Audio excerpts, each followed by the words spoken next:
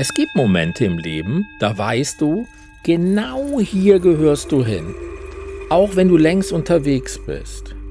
Wir sind Alexandra und Jürgen, mitten auf unserer Weltreise, irgendwo zwischen Aufbruch und Ankommen. Mit Miles Meets Moments erzählen wir Geschichten, die zeigen, wie Freiheit klingt, wenn sie real wird. Geschichten von Menschen, Orten und Momenten, die uns verändern und vielleicht auch dich. Mit unserem Ford Bronco reisen wir von Köln nach Sydney und sind inzwischen schon über 2000 Kilometer weit gekommen. Gerade jetzt, irgendwo in Portugal. Sonne im Gesicht, Salz auf der Haut und jede Menge neuer Begegnungen im Gepäck.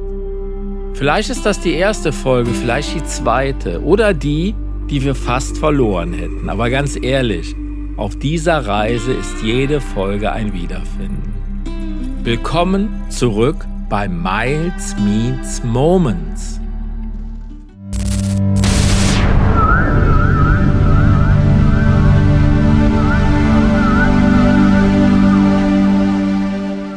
Hey, hallo, mal wieder ein Versuch, einen Podcast zu machen. Ihr wisst ja, einer ist uns verloren gegangen, aber wir sind ihm auf der Spur. Schliche gekommen.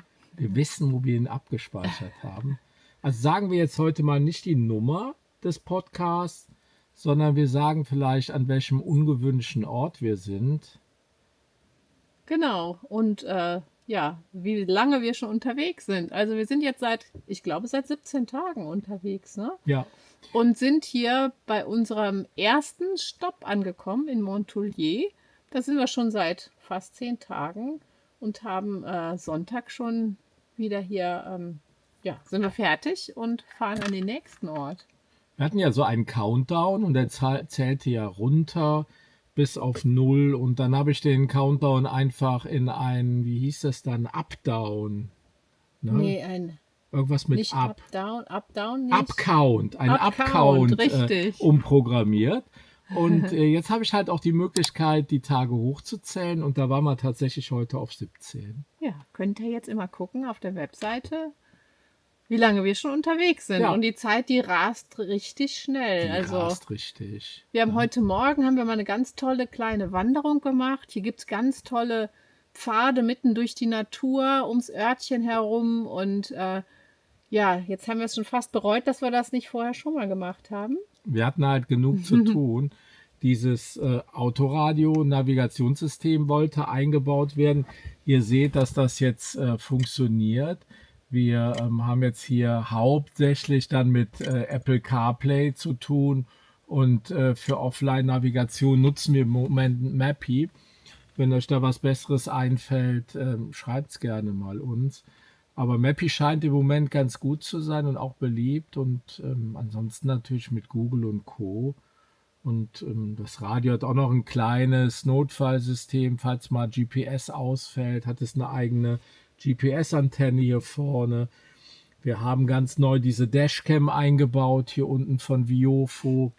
Und es hat jetzt die letzte Zeit nicht daran gemangelt, so Einbauthemen hier umzusetzen, richtig? Nee, jetzt ist erstmal Feierabend mit noch mehr Einbau. Jetzt muss erstmal noch einiges hier fixiert werden. Also wir haben noch ein paar Baustellen zu erledigen und haben aber ja auch noch genug Zeit dafür.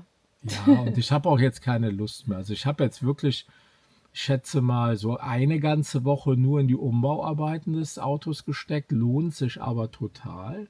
Du kennst jetzt auch alles, was an Kabeln hier hintersteckt. Ja, Das ihr kannst seht du hier noch vielleicht mal einblenden irgendwie. Ich blende das mal ein, aber wir sind ja in einem Podcast, da kann man nichts einblenden. Ich habe hier jede Menge Beschriftungen noch so obligatorisch oder temporär drauf. Die kommen noch ab. Die Beleuchtung funktioniert jetzt, dieser vielen Schalter. Wieso leuchtet das Ding da überhaupt? Ja, das ist wahrscheinlich jetzt gerade auf Strom. Da muss ich auch mal vielleicht mal umstrecken. Ne? Und ich bin zufrieden. Also die Arbeit hat sich gelohnt.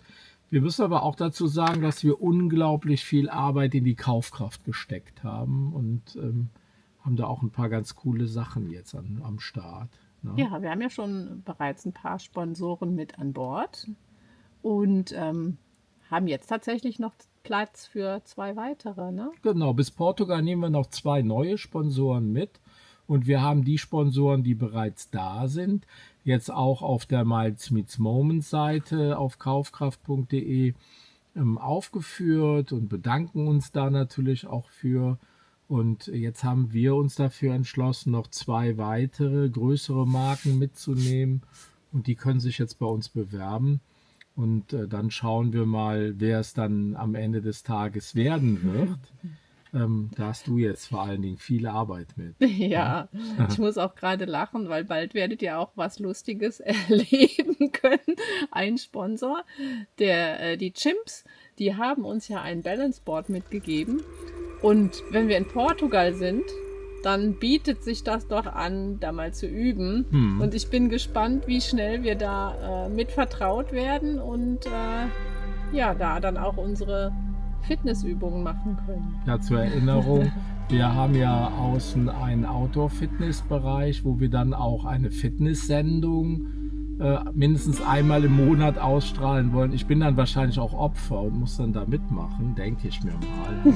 Nicht so Unbedingt. Mitgehangen, und, mitgefangen. Genau. Und da bauen wir uns einen richtigen Outdoor-Parcours auf. Und da wird natürlich das Balanceboard auch seine Rolle spielen. Und ihr dürft dann natürlich auch mit uns zusammen dann euch umfassend um dieses Board bemühen. Und da werden wir bestimmt auch noch einen Code zum Kaufen und was weiß ich was alles bereitstellen. Da sind wir jetzt halt noch gerade beim Onboarding des Partners. Ja, ist auf jeden Fall ein tolles Gerät und ich freue mich darauf, das auszuprobieren. Ja, noch ein tolles Gerät. Was? Der Eisschrank. Der ist aber noch nicht wieder an und da ist auch kein Bier drin. Ich lache mich echt kaputt. Ich mache den Eisschrank auf und das Einzige, was da drin ist eine Flasche Scavion Ray. Und also, der ist auch noch warm. Ne? Ja, aber ich glaube, es geht los bei mir, oder? Ja, wir müssen den morgen nochmal auffüllen. Morgen gehen wir nochmal einkaufen. Hier gibt es ganz viele schöne kleine Örtchen, die richtig viel Charme haben und überhaupt nicht touristisch sind. Ganz alt, ohne irgendwelche modernen Häuser, obwohl wir die auch schön finden. Aber ja, komplett alt gelassen, viele alte Straßen noch. Vielleicht habt ihr das Video, was wir vor ein paar Tagen veröffentlicht haben, über Montpellier ja schon gesehen. Ansonsten lohnt sich das auf jeden Fall mal zu schauen. Wir haben schon richtig viel Feedback bekommen, dass das ganz toll geworden ist und wir auch ganz viel von der Natur und der Umgebung läuft schon ganz gut. Wir sind gerade hier auf der Farm in Montpellier. Wir müssen halt auf die Farm, auf das Haus aufpassen, auf die 2 Katzen, die wirklich sehr, sehr ungewöhnlich sind, weil das sind die besten Freunde der Hündin. Die geht auch da hinten gerade und wir müssen die immer so ein bisschen im Auge behalten, weil die ist wirklich noch jung. Sie ist eine Jagdhündin, die ist wild und die ärgert uns, sobald sie von der Leine weg ist. Und die ganze Bande sind wir jetzt hier seit 10 Tagen am Hüten. Ja. Ja, der Hund ist aber super lieb und treu und die läuft auch nicht weg. Ich werde richtig traurig sein, wenn die nicht mehr da ist. Ja, ich auch. Ich glaube, sie ist schon wieder zu Abend. Was sie da ist, das möchtet ihr nicht wissen. Die sucht sich noch was Leckeres raus. Ja. Ja, was haben wir sonst noch? Haben wir noch was? Ja. Ja, ich weiß auch noch was. Ja, dann sag du erst mal. Ich weiß noch was ganz Wichtiges. Ich weiß noch was ganz Schönes. Wir waren jetzt vor 2 Tagen spät nachmittags noch in Carcassonne unterwegs. Und Carcassonne, die Stadt, ist wie im Spiel. Also die meisten kennen das wahrscheinlich, das Spiel. Ich kam mir wirklich vor wie mitten im Spiel. Ganz toll, ein ganz toller Platz. Riesig groß, diese Burg. Da gibt es auch in der Burg ganz viel zu entdecken. Das fand ich toll, das wollte ich einfach nur mal sagen. Ja, ich kenne das Spiel nicht. Für mich war das alles ein großes Phantasialand. Aber Carcassonne hat mich begeistert, weil das 2 Gesichter hat. Ein schäbiges Entree am Bahnhof, was die hohe dann Straße von sehr, so in der Richtung, was dann aber schöner wird, sobald man sich darauf einlässt. Und ein wunderschönes Viertel dann direkt an der riesigen Festung. Und fand ich schon toll. Und da hatten wir echt einen schönen Abend. Ja, Ne? Haben sie ja, uns lecker gegessen haben wir noch so ein noch. bisschen überrascht, die Polizisten dann in der Nacht. Aber das sagen wir jetzt noch nicht, was da passiert ist, weil das veröffentlichen wir später. War ein sehr, sehr großer Polizeieinsatz. Und ja, hier kann man von diesem komplett ruhigen Ort kann man viele, viele tolle Ausflüge machen. Ja, es ist unglaublich, wie still das ist. Also man hört noch nicht mal ein Flugzeug, Autos auch ganz wenig und Das ja, ist so ein bisschen Therapie. Das ist das, was ich eben noch sagen wollte. Dieses zur Ruhe kommen, dieses mit der Natur arbeiten, dieses strukturierte nach dem Handling hier auf der Farm frühstücken zu gehen, dann anfangen zu arbeiten, kleine Mittagspause machen, abends was zu kochen oder essen zu gehen. Das hilft kolossal. Der Stress baut sich massiv ab und ist noch lange nicht gut bei mir, dass ich sage, ich bin jetzt stressfrei geworden oder so. Und ich beschwere mich da normalerweise auch nie drüber. Aber in der Stille hier habe ich mal gehört, wie schlimm tatsächlich das Klirren in meinen Ohren ist. Ich habe es in dem einen Video auch gesagt. genau, das ist auch das Einzige, Und, was man überhaupt hier hört. Ja, Ne? das ist ein das super eigene schlechtes Klirren. Zeichen. Ja. Sobald es in den Ohren klirrt, sobald es im linken Arm wehtut und so weiter. Das sind solche schlimmen Stresszeichen, die schleppe ich wahrscheinlich schon 10 Jahre mit mir rum oder 20 und die sind nicht mal eben so abgebaut und werden jetzt aber abgebaut. Und das ist doch schon mal ein riesengroßer positiver Faktor unserer Weltreise. Ja, sehe ich auch so. Ja, jetzt haben wir ein bisschen gequatscht. Jetzt haben wir endlich mal wieder ein Podcast-Format gedreht. Sagt uns auch mal, wie euch das gefällt. Wir spielen das über Podigy aus, über alle Kanäle. Könnt ihr uns auch folgen oder auch mal eine Rezension dalassen. Unser Hauptchannel ist und bleibt aber natürlich YouTube. Und wir werden das natürlich dann auch als kleines Vidcast-Format auf YouTube ausspielen. Und denken oder wollen immer mal wieder auf der ruhigen Tonspur mit euch Klartext sprechen. Wir skripten das nicht, wir lassen einfach auf uns den Augenblick wirken und quatschen. Und Ja, sagen das, was uns wichtig ist. ja, du darfst auch ruhig mal sagen, was dich stört an mir. Aber An dir? ich habe als Coach...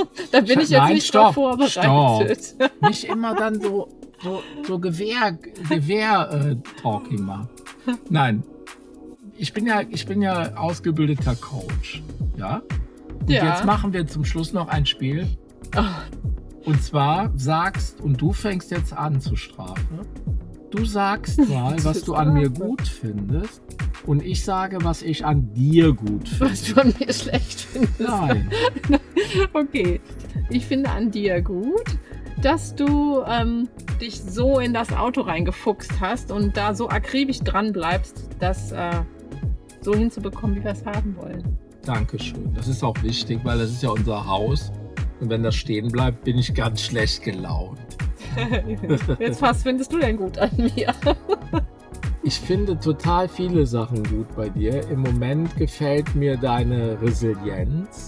Ja, die Resilienz, wo andere schon längst anfangen würden zu heulen, die scheint bei dir unendlich groß zu sein. Bist du ja auch vom Beruf her gewohnt und wir haben ja auch schon viele Sachen zusammen mitgemacht und die scheint wirklich bei dir unendlich zu sein. Dafür bewundere ich dich manchmal, weil auch wenn ich manchmal ungerecht bin, und ich glaube, das ist jeder in der Partnerschaft mal zu seinem Partner, kannst du dem noch standhalten und das hilft uns hier überhaupt weiterzukommen. Wir hatten ja letztes Mal die Diskussion, wann haben wir uns denn mal gestritten? Ja. Na? Und wir brauchen uns nicht zu streiten. Manchmal streiten wir uns, wie jedes Paar das auch tut, aber sehr selten. Wir gehen lieber wir Pizza müssen uns essen. arrangieren, genau, Ja. und gehen Pizza essen und machen es uns schön zusammen. Wenn Aber ihr geht's mal, noch weiter oder war das jetzt die einzige Runde? nee, das ist die einzige Ach Runde so, für heute. das Wir war können ja das ja in blöd. jeder Ausgabe mal so weiterspielen. Aber noch ein Tipp wirklich, dann sind wir für heute fertig. Wenn ihr in Montpellier seid, geht mal in dieses Restaurant, Shop und Kommunikationszentrum in der Mitte des Ortes. Wenn es zu hat, wartet ihr gefälligst, bis es aufmacht. Denn diese Leute dort, die machen da einen wirklich, wirklich richtig guten Job. Da sind wir heute wieder zum Pizzaessen eingeladen. Also ich habe verstanden, dass wir eingeladen sind. Alex hat gesagt, wir sind in die Runde eingeladen, was ja was anderes ist. Genau, weil die beiden, die uns eingeladen haben, die haben heute ihren letzten Tag hier. Also die haben hier selber ein Haus und sind im Winter aber nicht hier am Ort. Und die möchten sich nochmal mit allen Freunden treffen und haben dann zum Umtrunk eingeladen und zum Pizzaessen. Aber welche Pizza wird es werden bei dir? ich habe den Namen vergessen, die mit dem Hackfleisch. Ja, die heißt ja genauso Crozette, wie auch der Laden La Crozette heißt. Ja. Ne? Und bei mir wird es hoffentlich eine Tonno werden. Ich habe die aber noch nicht gesehen. Tonno fände ich natürlich auch gut mit Zwiebeln. Ich frage einfach. Ja, da habe ich gestern nämlich auch dran gedacht. Einfach. Finde ich nämlich auch richtig gut. Sonst nehmen wir unseren Thunfisch mit und er tut uns den da drauf. Ja, schön, dass ihr uns bis hierhin zugehört habt oder uns vielleicht sogar in eurem Auto mitgenommen habt. Und wir reisen für euch um die Welt. Wir nehmen die Marken, die uns fragen, mit und featuren die ab und an auch mal, wie heute den Holzspalter, wo ich mich schon den halben Rücken ausgerenkt habe. Ja, aber nur deswegen, weil der zu hoch hängt. Du musst beim nächsten Mal. Bis zum nächsten Mal eine ganz wunderbare Zeit. Ja, genau, dem schließe ich mich natürlich an. Und damit ist der heutige Podcast beendet. Tschüss, bis zum nächsten Mal. Ciao.